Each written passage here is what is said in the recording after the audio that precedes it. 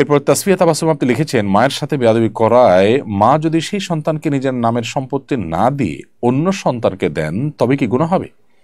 বোন তাসফিয়া, কোনো মা কোনো বাবা সন্তান তাদের প্রতি বেয়াদবি করেছেন, কোনো অন্যায়াচরণ করেছেন, সেই জন্য তাদের নিজেদের সম্পদ যাতে মৃত্যুর পর সন্তান না পায় তার জন্য কোনো ব্যবস্থা করে গেলেন অথবা জীবদ্দশা বলে গেলেন, এটা সুযোগ নেই।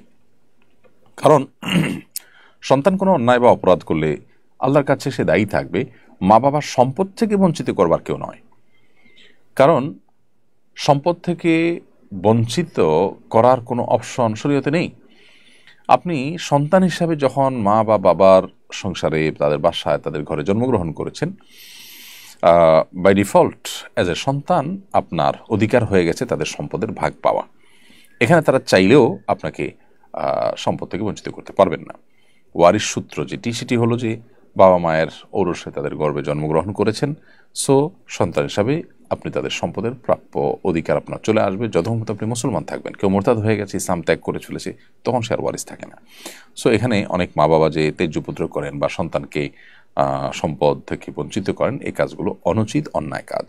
সন্তান কোনো অন্যায় করে থাকলে সেটি আলাদা বিষয়, আল্লাহর কাছে তার বিচার হবে, কিন্তু তাকে সম্পদ থেকে বঞ্চিত করতে পারবেন না, বা সন্তান হিসাবে তাকে তেজ্যপুত্র তথাকথিত এটাও আপনি করতে পারবেন না। প্রিয় দর্শক,